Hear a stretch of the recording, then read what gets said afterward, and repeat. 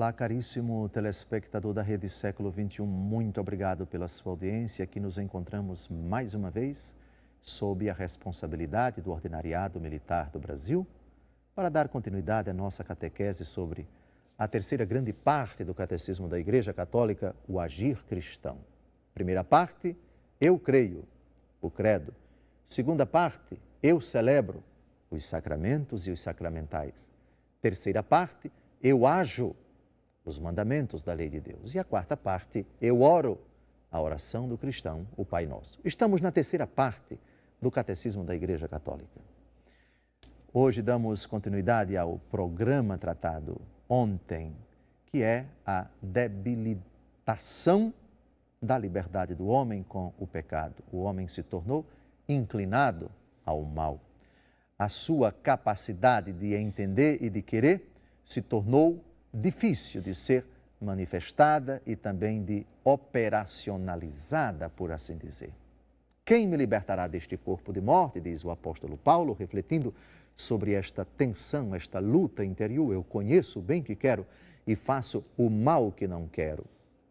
Estaria a humanidade, depois do pecado, fadada a esta desgraça?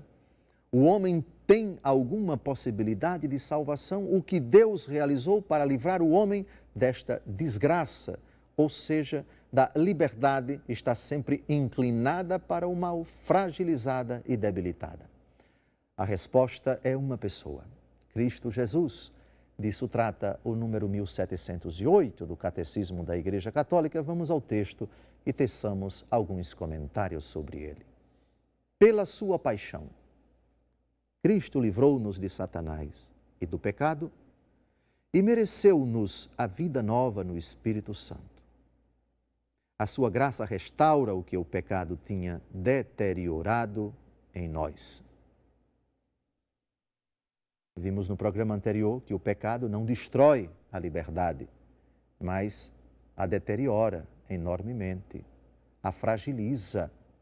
Cristo teve compaixão da pobre humanidade, que se tornou escrava da sua própria decisão, que se tornou vítima, refém de suas consequências funestas, o seu pecado, decisão única e unilateral da parte do homem. Deus não tem nada a ver com isto.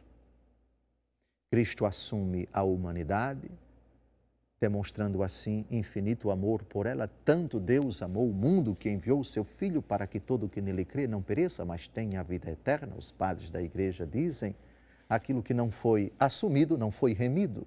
E Cristo assume a natureza toda. Cristo, portanto, é dotado da plena humanidade e da plena divindade, verdadeiro Deus e verdadeiro homem. Tudo o que a humanidade tem, exceto o pecado, a pessoa do Verbo encarnado tem.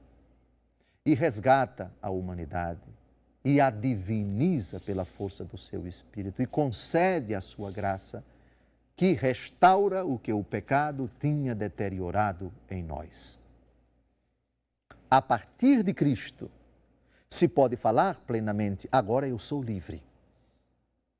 Só existe liberdade quando, depois do pecado, só existe liberdade quando o homem experimenta uma profunda intimidade com Cristo, quando é beneficiário, quando é beneficiado e quando se torna dócil, verdadeiro instrumento da graça de Cristo, o seu Espírito que restaura, que purifica, que habilita, que eleva aos píncaros da Trindade a inteligência do homem, a vontade do homem, a capacidade de compreender, a capacidade de decidir. Aí está, sim, a humanidade renovada, restaurada, cumprindo assim aquilo que o apóstolo Paulo diz na segunda carta aos Coríntios: aquele que está em Cristo é uma nova criatura, as coisas antigas passaram. E isso se aplica de modo todo especial às duas prerrogativas de entendimento e de decisão, capacidade de compreender e capacidade de decidir, que somente o homem possui.